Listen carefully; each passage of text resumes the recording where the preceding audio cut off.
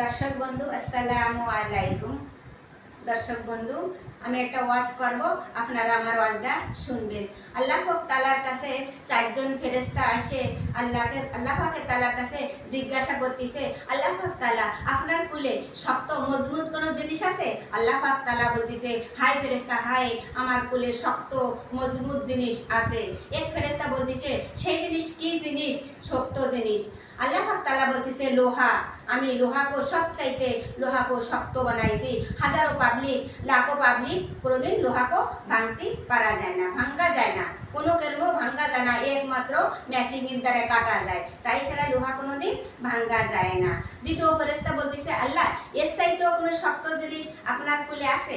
আল্লাহ পাক বলেছে, হায় ফেরেশতা হায়, আমার কাছে এর চাইতেও শক্ত জিনিস আছে।